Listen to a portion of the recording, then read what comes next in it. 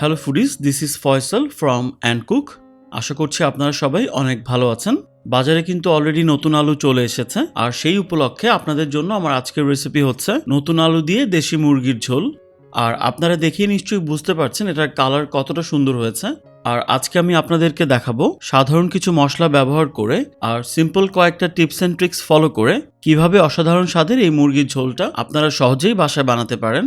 So এইরকম একটা tasty মুরগির ঝোল রান্না করার জন্য আশা করব পুরো ভিডিও জুড়ে আমার সাথেই থাকবেন। সো আর কথা না বাড়িয়ে let's go to my kitchen and cook. সবার প্রথমে আমি এখানে একটা দেশি মুরগির মাংস নিয়ে নিয়েছি, আর শুরুতে এই মুরগিটার ওজন ছিল প্রায় 1.5 কেজি। প্রসেসিংয়ের পরে আমি এখানে প্রায় 800 গ্রামের মতো মাংস পেয়েছি। আর চিকেনটাকে আমি এখানে রেগুলার কাট করে কেটে নিয়েছি। আর সেই সাথে আমি নতুন আলু নিয়ে নিয়েছি প্রায় 250 গ্রাম। আর আলুটার খোসা ফেলে দিয়ে আমি আলুগুলোকে পানিতে ভিজিয়ে রেখেছি। নতুন আলুতে কিন্তু স্টার্চের পরিমাণ খুব বেশি থাকে, ফলে কাটার পরে আলুটা কিন্তু খুব দ্রুত কালো হয়ে যায়। সো খোসা ছাড়ানোর পরে আপনার আলুটাকে পানিতে ভিজিয়ে রাখবেন, এর ফলে কিন্তু আলুটা আর কালচে হয়ে যাবে না। এবার আমি মূল রান্নায় চলে যাচ্ছি। চুলায় একটা প্যান বসিয়ে আমি তাতে কিছুটা সরিষার তেল দিয়ে দিচ্ছি। তেলটা যখন গরম হবে তখন আমি এর মধ্যে কিছু গোটা গরম মশলা অ্যাড করব। প্রথমেই দিয়ে দিচ্ছি 2টা বড় সাইজের তেজপাতা, মিডিয়াম সাইজের 2টা দারচিনি দিয়ে দিচ্ছি, ছোট এলাচ দিয়ে দিচ্ছি 4টা। আর এই এলাচের মাথাটাকে সামান্য ফাটিয়ে নিয়ে তারপর আমি অ্যাড করছি। লবঙ্গ দিয়ে দিচ্ছি 4-5টা, শুকনো মরিচ দিয়ে দিচ্ছি 3টা। এবার এই গোটা মশলাগুলোকে আমি তেলের মধ্যে সামান্য ভেজে নিব। মশলাগুলোকে সামান্য ভেজে নিয়ে এবার আমি এখানে দিয়ে দিচ্ছি 2টা মিডিয়াম সাইজের পেঁয়াজ কুচি।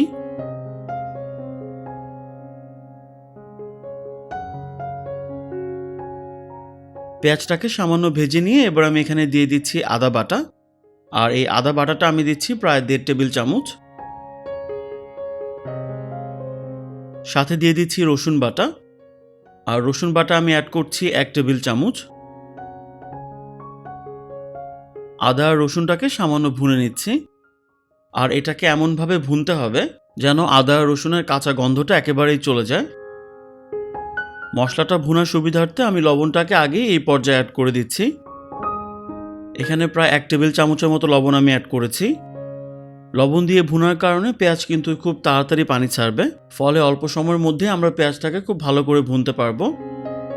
আর আজকের রান্নায় আমি পেঁয়াজটাকে একটু লালচে করে ভেজে নিব। পেঁয়াজটা যখন কিছুটা লালচে করে ভাজা হয়ে যাবে তখন আমি এর মধ্যে চিকেনটাকে অ্যাড করে দিচ্ছি। চিকেনটাকে ভালো করে পরিষ্কার পানি দিয়ে ধুয়ে তারপর পানিটাকে ঝরিয়ে এখানে অ্যাড করতে হবে। এবার এই আদা আর রসুনের সাথে চিকেনটাকেও আমি কিছুক্ষণ ভুনে নিব। চিকেনটা আদা আর রসুনের সাথে ভুনতে থাকুক, আর এর মধ্যে আমি একটা মশলার মিশ্রণ তৈরি করে নিচ্ছি। একটা বাটিতে আমি নিয়ে নিচ্ছি আধা টেবিল চামচ হলুদের গুঁড়া, সাথে অ্যাড করে দিচ্ছি আধা টেবিল চামচ ধনিয়ার গুঁড়া, জিরার গুঁড়া দিয়ে দিচ্ছি আধা টেবিল চামচ, মরিচের গুঁড়া দিয়ে দিচ্ছি আধা টেবিল চামচ, সবশেষে অ্যাড করছি 1 টেবিল চামচ কাশ্মীরি লাল মরিচের গুঁড়া। এবার এর মধ্যে আমি 5 থেকে 6 টেবিল চামচের মতো পানি দিচ্ছি। আর এই মশলাটাকে পানির সাথে খুব ভালো করে মিশিয়ে নিচ্ছি। আপনারা চেষ্টা করবেন অবশ্যই এখানে কাশ্মীরি লাল মরিচের গুঁড়াটা ব্যবহার করতে, এতে করে রান্নায় কিন্তু খুব সুন্দর একটা কালার আসবে। এবার আমি গুঁড়া মশলার মিশ্রণটাকে চিকেনের সাথে অ্যাড করে দিচ্ছি। তবে কাশ্মীরি মরিচের গুঁড়াটা যদি আপনাদের হাতের কাছে না থাকে সেক্ষেত্রে আপনারা রেগুলার মরিচের গুঁড়াটা এখানে ব্যবহার করবেন। কাশ্মীরি মরিচ থেকে কিন্তু রেগুলার মরিচের ঝালের পরিমাণটা কিছুটা বেশি থাকে, সো সেই ব্যাপারটা আপনারা মাথায় রাখবেন। অর্থাৎ রেগুলার মরিচের গুঁড়াটা কিছুটা কম পরিমাণে আপনাদের এখানে অ্যাড করতে হবে। এবার আমি এই মশলার সাথে চিকেনটাকে ভালো করে ভুনে নিব। এখন প্রশ্নটা হচ্ছে, কেন আমি মশলাটাকে গুলিয়ে এভাবে রান্নার এই সময় অ্যাড করেছি? আমি যদি গুঁড়া মশলাগুলোকে চিকেন দেওয়ার আগে তেলে ভুনে নিতাম সেক্ষেত্রে কিন্তু ভুনতে ভুনতে আস্তে আস্তে মশলাটা কালো হয়ে যেত, আর এর ফলে কিন্তু মাংসের ঝোলের কালারটাও কালচে হতো। সো মাংসের ঝোলের কালারটাকে সুন্দর রাখতে এই পর্যায়ে আমি পানিতে গুলিয়ে মশলাটাকে অ্যাড করেছি। মশলার বাটিটা ধুয়ে সামান্য পানি দিচ্ছি, এতে করে আর মশলার অপচয়টা হবে না। এবার আমি আরও 5-7 মিনিটের জন্য চিকেনটাকে ভালো করে ভুনে নিব। তবে রান্নার সুবিধার্থে আপনারা কিন্তু রান্না শুরু করার আগে এই মশলাটাকে পানি দিয়ে গুলিয়ে রাখতে পারেন।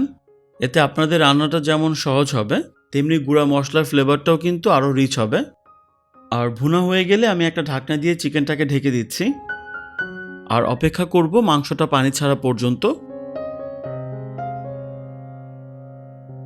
প্রায় 10 থেকে 12 মিনিট ঢেকে রান্না করার কারণে দেখতেই পাচ্ছেন মাংস কিন্তু এখানে পানি ছেড়েছে। আর মাংস থেকে যে পানিটা বের হয়েছে সেই পানিতেই আমি মাংসটাকে কষাবো। আর আমি এই মাংসটাকে ঠিক ততক্ষণ কষাবো যতক্ষণ না পর্যন্ত পানিটা পুরোপুরিভাবে টেনে আসছে। আর রান্নার এই পর্যায়ে যদি আপনারা দেখেন মাংসটা যদি তেমন একটা পানি না ছাড়ে, সেক্ষেত্রে আপনারা আলাদা করে কিছুটা পানি অ্যাড করবেন, দেন এটাকে কষাবেন। আর কিছুক্ষণ কষানোর পরে দেখবেন যে পানিটা কিন্তু প্রায় শুকিয়ে আসবে আর তেলটাও উপরে ভেসে উঠবে। আর রান্নার শুরু থেকে কিন্তু এখন পর্যন্ত প্রায় 20-25 মিনিট হয়ে গেছে। আর ইতিমধ্যে কিন্তু মাংসটা প্রায় 40%-এর মতো সেদ্ধ হয়ে গেছে। এবার আমি এখানে আলু দিয়ে দিচ্ছি। আপনারা পানিটাকে ঝরিয়ে নিয়ে তারপর আলু অ্যাড করবেন। এবার আলুটাকেও আমি মাংসের সাথে সামান্য ভুনে নিব। আলুটা কষানো হয়ে গেলে এবার আমি এখানে অ্যাড করে দিচ্ছি পর্যাপ্ত পরিমাণ পানি। মাংস আর আলু প্রপারলি সেদ্ধ করতে যতটুকু পানি দরকার আপনারা ঠিক সেই অনুযায়ী পানিটাকে এখানে অ্যাড করবেন। আমি এখানে প্রায় 4 কাপ পানি দিয়েছি আর নর্মাল পানি দিয়েছি।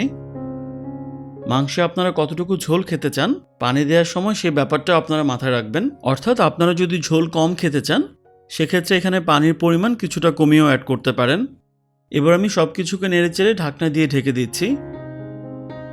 আর এটাকে আমি ততক্ষণ রান্না করব যতক্ষণ না পর্যন্ত মাংস আর আলুটা পুরোপুরিভাবে সেদ্ধ হচ্ছে।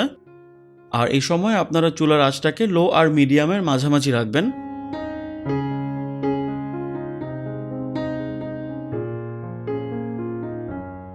আর কিছুক্ষণ পরপর কিন্তু ঢাকনা তুলে আপনারা মাংসটাকে সামান্য নেড়েচেড়ে দিবেন। আর খেয়াল রাখবেন মাংসটা যেন পাতিলের তলায় লেগে পুড়ে না যায়। অর্থাৎ মাংসটা পুরোপুরিভাবে সেদ্ধ না হওয়া পর্যন্ত কিছুক্ষণ পরপর আপনাদের এটাকে নেড়েচেড়ে দিতে হবে।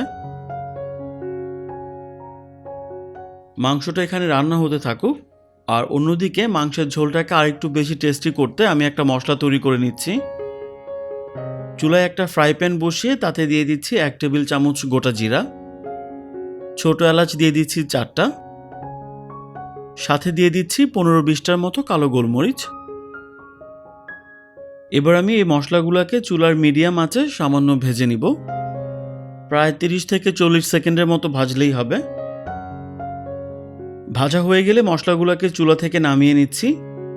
আর মশলাগুলো যখন ঠান্ডা হবে তখন আমি এটাকে গ্রাইন্ডারে গুঁড়া করে নিব। আপনারা চাইলে কিন্তু শিলপাটাতেও এটা বেটে নিতে পারেন বা গুঁড়া করে নিতে পারেন। এইদিকে মাংসটা কিন্তু আমার প্রায় সেদ্ধ হয়ে গেছে আর আলুটাও কিন্তু নরম হয়ে গেছে। এবার গুঁড়া করে রাখা মশলাটাকে আমি এখানে অ্যাড করে দিচ্ছি। এই স্পেশাল গুঁড়া মশলাটা অ্যাড করার কারণে মাংসের যে ঝোল সেটার টেস্ট কিন্তু অনেক বেড়ে যাবে। এর সাথে আমি অ্যাড করে দিচ্ছি 5-6টার মতো কাঁচামরিচ, এতে করে সুন্দর একটা ফ্লেভার ছড়াবে।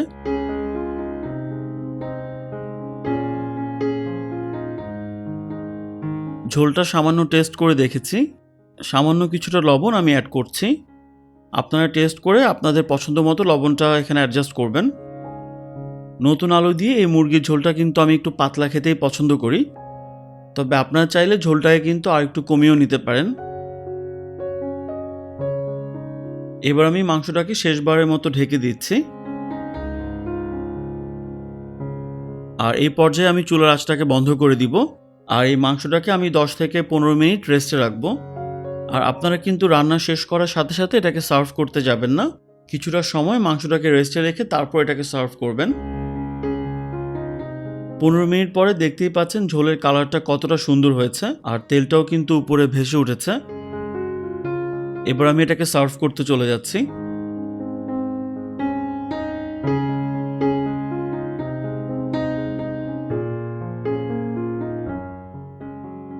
আর গাইস, মুরগির এই ঝোলটা খেতে কিন্তু খুবই দারুণ হয়েছে। আশা করব এই রেসিপিটা ফলো করে আপনারা বাসায় একবারের জন্য হলেও এটা ট্রাই করবেন। আর যদি আপনারা বাসায় এটা ট্রাই করেন আমাকে কমেন্ট করে জানাবেন এটা আপনাদের কাছে কেমন লেগেছে। আর রেসিপিটা যদি আপনাদের ভালো লাগে সেক্ষেত্রে ভিডিওটাকে অবশ্যই লাইক করবেন। আর এখনও যারা চ্যানেলটাকে সাবস্ক্রাইব করেননি প্লিজ সাবস্ক্রাইব করবেন। সবাই অনেক বেশি ভালো থাকবেন। Take care. আপনাদের সবার কাছে আমার একটা রিকোয়েস্ট থাকবে, দয়া করে আপনারা কেউ খাবার অপচয় বা নষ্ট করবেন না। Food is life, please don't waste food.